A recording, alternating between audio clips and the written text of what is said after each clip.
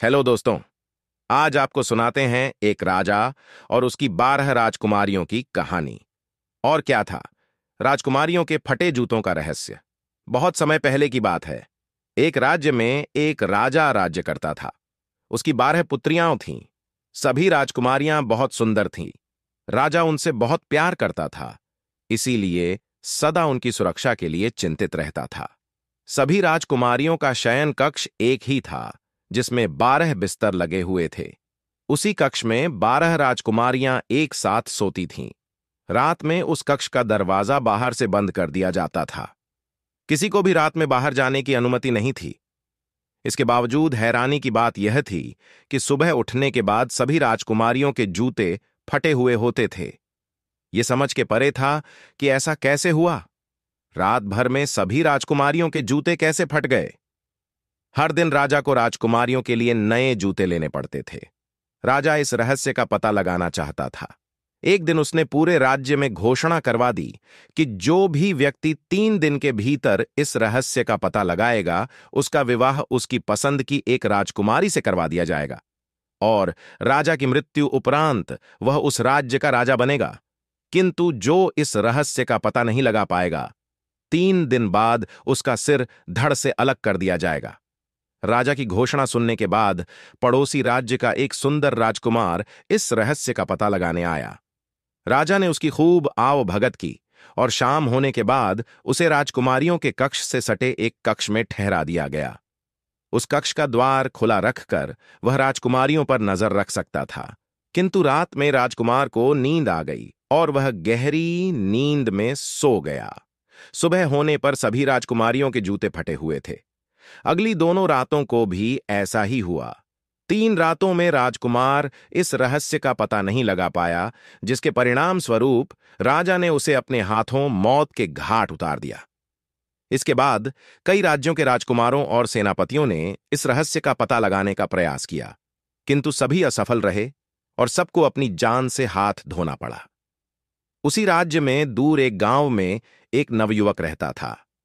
जब उसने राजा की घोषणा सुनी तो उसके मन में भी एक राजकुमारी से विवाह करने की इच्छा जागी। उसने राजकुमारियों के जूते फटने के रहस्य का पता लगाने का निश्चय कर लिया। अगली सुबह उसने खाने की पोटली बांधी और राजमहल की ओर चल पड़ा। चलते चलते दोपहर हो गई। उसने एक घना पेड़ देखा। वह उसकी छांव में बैठकर सुस्ताने लगा। वह काफी थक गया और उसे बड़ी जोरों की भूख लगी। कुछ देर बाद उसने अपनी खाने की पोटली निकाल ली। वह अपनी पोटली खोल ही रहा था कि एक गरीब बुढ़िया वहां आ गई। वह बहुत दिनों से भूखी प्यासी लग रही थी। उसने युवक से खाना मांगा। गरीब बुढ़िया को देख युवक ने अपनी खाने की पोटली बुढ़िया को दे दी। बुढ़िया बहुत प्रसन्न हुई। उसने युवक को बहुत सारा आशीर्वाद दिया। फिर उससे पूछा कि वह कहां जा रहा है। युवक ने पूरी बात उसे बता दी। पूरी बात जानकर बुढ़िया ने अपने झोले में से एक टोपी निकाली। उसे उस युवक को देते हुए कहा, यह जादुई टोपी है। इसे पहनने के बाद तुम अदृश्य हो जाओगे। इसे रख लो। हो सकता है ये तुम्हारे कुछ काम आए। और हां, मेरी एक बात याद रखना, यदि 12 राजकुमारियों में से कोई भी तुम्हें खाने या पीने को कुछ दे तो उसे मत खाना, पीना। उस जादुई टोपी को लेकर वह युवक महल की ओर चल पड़ा। जब वह महल पहुंचा तब तक शाम ढल चुकी थी। उसने राजा से मिलकर उन्हें अपने आने का प्रयोजन बताया। राजा ने उसके रहने की व्यवस्था राजकुमारियों के कक्ष के समीप एक कक्ष में करवा दी। रात में अपने कक्ष में बैठकर वह राजकुमारियों के रहस्य का पता लगाने की योजना बना ही रहा था कि सबसे बड़ी राजकुमारी शरबत का गिलास लेकर युवक के पास आई और पीने को कहने लगी। इतनी सुंदर राजकुमारी के हाथों शरबत पाकर युवक बहुत खुश हुआ। वह बुढ़िया की बताई बात भूल गया। राजकुमारी के हाथ से शरबत पीकर वह नींद के आगोश में सामने लगा। कुछ ही देर में वो गहरी नींद सो गया। सुबह जब वह जागा तो उसे राज दरबार में बुलाया गया। वहां सभी राजकुमारियां पहले से ही मौजूद थीं। उसने देखा सबके जूते फटे हुए हैं। राजा ने उसे स्मरण करवाया कि अब उसके पास मात्र 2 रातें बची हुई हैं। वह चिंतित हो उठा और उसने तय किया कि आज वह पूरी रात जागेगा और जादुई टोपी पहनकर राजकुमारियों के कक्ष में जाएगा। रात हुई और इस बार सबसे छोटी राजकुमारी शरबत लेकर युवक के पास आई। इस बार भी युवक बुढ़िया की कही गई बात भूल गया। शरबत पीकर उसे फिर से नींद आने लगी और वो गहरी नींद में सो गया। सुबह उठने के बाद उसे अपनी गलती का एहसास हुआ। अब तीसरी और आखिरी रात बाकी थी। राजा ने उसे फिर से राज दरबार में बुलाकर स्मरण करवाया कि आज रात उसे किसी भी हाल में राजकुमारियों के जूतों के फटने के रहस्य पता लगाना है, अन्यथा उसकी मौत निश्चित है। उस रात युवक सावधान था। जैसे ही राजकुमारी शरबत लेकर उसके पास आई तो उसने शरबत अपने हाथों में ले लिया, किंतु राजकुमारी के जाने के बाद उसने उसे पीने के बजाय फेंक दिया। इस बार वह सोया नहीं बल्कि जागता रहा। रात घिरने के बाद उसने बुढ़िया की दी हुई जादुई टोपी पहन ली। टोपी पहनते साथ ही वह अदृश्य हो गया। अदृश्य अवस्था में वह राजकुमारियों के कक्ष के अंदर गया।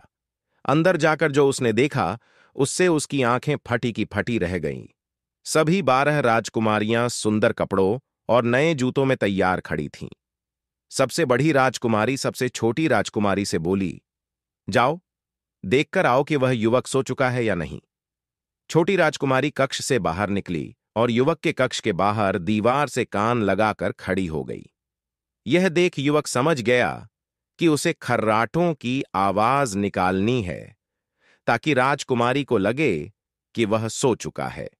वह अदृश्य अवस्था में खर्राटों की आवाज निकालने लगा, जिसे सुन राजकुमारी निश्चिंत हो गई और अपने कक्ष में जाकर सबको युवक के सो जाने की जानकारी दी। तब सभी राजकुमारियों ने मिलकर एक बिस्तर को खिसकाया और फिर बड़ी राजकुमारी ने 3 बार ताली बजाई। 3 ताली बजाते ही जहां पहले बिस्तर रखा था वहां से एक गुप्त रास्ता खुल गया। एक एक करके सभी राजकुमारियां वहां से बाहर जाने लगीं। आश्चर्यचकित युवक भी उनके पीछे पीछे जाने लगा। उसने देखा कि गुप्त रास्ते में नीचे की ओर जाती 100 सीढ़ियां बनी हुई हैं। सीढ़ियां उतरने के बाद सभी राजकुमारियां एक जंगल में पहुंच गईं। वहां सुंदर पेड़ लगे हुए थे जिनकी डालियां सुनहरी थीं। युवक ने एक सुनहरी डाली तोड़ ली और राजकुमारियों के पीछे चलता रहा। जंगल पार कर सभी राजकुमारियां एक झील के किनारे पहुंचीं। झील में हंस के आकार की 12 नाव थीं, जिसमें 12 राजकुमार बैठकर राजकुमारियों की प्रतीक्षा कर रहे थे। सभी राजकुमारियां एक एक नाव में राजकुमारों के साथ बैठ गईं। युवक अंतिम नाव में बैठा, जिसमें सबसे छोटी राजकुमारी बैठी थी। सभी नाव नदी के पार जाने लगी। जिस नाव में युवक बैठा था उसमें बैठी राजकुमारी को यह एहसास हुआ कि आज नाव कुछ भारी है, मानो कोई और भी उसमें बैठा हो। यह बात उसने पास ही की। नाव में जा रही सबसे बड़ी राजकुमारी से कही तो बड़ी राजकुमारी ने उसे झिड़क दिया। नदी पार करने के बाद सभी एक रोशनी से जगमगाते सुंदर महल में पहुंचे। महल से मधुर संगीत की स्वर लहरी सुनाई दे रही थी। युवक ने एक खिड़की से महल के भीतर झांक कर देखा तो पाया वहां कई युवक और युवतियां नृत्य कर रहे हैं।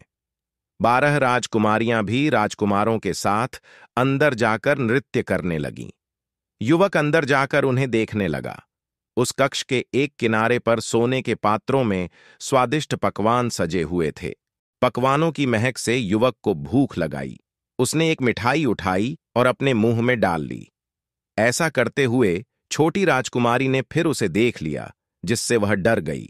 उसने फिर से बड़ी राजकुमारी को बताया कि मिठाई हवा में उड़कर अदृश्य हो रही है।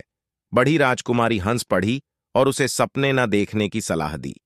युवक ने टेबल पर पड़ी एक सोने की प्याली अपने पास रख ली। सभी राजकुमारियां रात भर नृत्य करती रहीं, जिसके कारण उनके जूते फट गए। जैसे ही भोर होने का समय आया, सभी नाव में बैठकर नदी पार कर जंगलों से गुजरकर वापस अपने शयन कक्ष में पहुंच गई। युवक भी उनके पीछे पीछे वापस आ गया। सुबह राजा ने युवक और सभी राजकुमारियों को राज दरबार में बुलाया। राजकुमारियों के जूते फटे हुए थे। राजा ने युवक से कहा, नौजवान, आज तुम्हारी मियाद खत्म हुई। क्या तुम राजकुमारियों के जूते फटने का रहस्य पता कर पाए? जी महाराज, युवक ने प्रसन्नता से कहा और राजा को पूरी बात बता दी।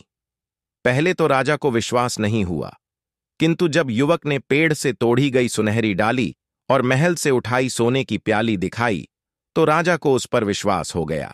पूछने पर सभी राजकुमारियों ने भी रात में गुप्त द्वार से बाहर जाने की बात मान ली। युवक ने राजकुमारियों के जूते फटने के रहस्य का पता लगा लिया था। राजा ने भी अपना वचन निभाते हुए उसे 12 राजकुमारियों में से एक राजकुमारी चुनने को कहा। युवक ने सबसे छोटी राजकुमारी को चुना। राजा ने युवक का विवाह सबसे छोटी राजकुमारी से करवा दिया और उसे अपना उत्तराधिकारी घोषित कर दिया। अगर आपको यहां कहानी पसंद आए तो प्लीज वीडियो को लाइक कर चैनल को सब्सक्राइब करें। धन्यवाद।